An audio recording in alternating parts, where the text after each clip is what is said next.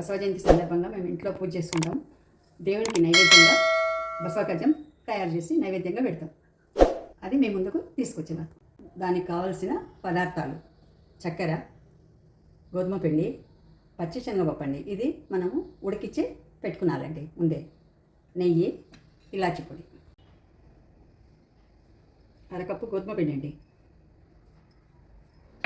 ఇందులో చిటికెడు షుగర్ వేసుకున్నానండి. షుగర్ వేసుకొని మనం చపాతీ పిండిలాగా కలుపుకున్నాను.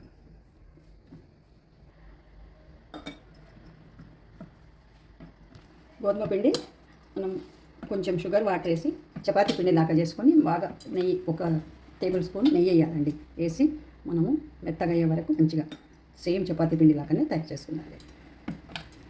గోధుమ పిండి మనము చపాతీ చేసుకొని చిన్న పీసుల్లాగా కట్ చేసుకున్నాలండి. సన్నగా చేయొద్దండి, కొంచెం మందమే ఉండాలి. ఇది కట్ చేసుకున్నారండి. ఇలా పీసులు కట్ చేసి వేడి వాటర్లో ఉడికించాలండి. ఇది మనకి ఎంత చిన్నగా పెద్దగా అనేది మన ఇష్టం ఉంటుంది.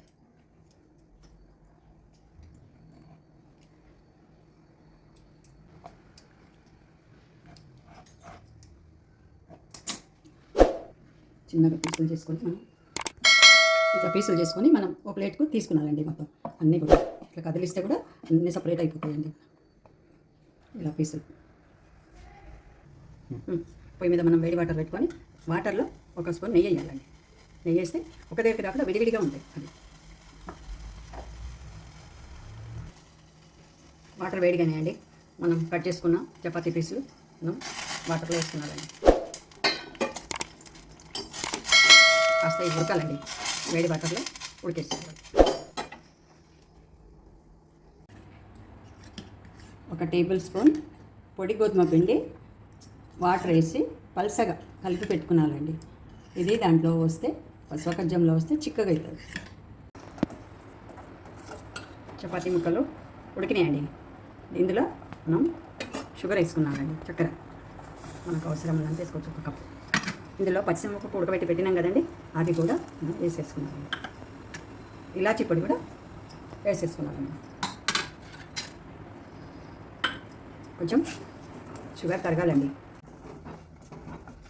చక్కెర కరిగిందండి. ఇక మనకి ఇప్పుడు పొడిపిండి వాటర్లో వచ్చి కలిపి పెట్టేసాం కదండి, అది కూడా మనం వేసుకున్నాలి. పాయసము చిక్కదనానికండి ఇది.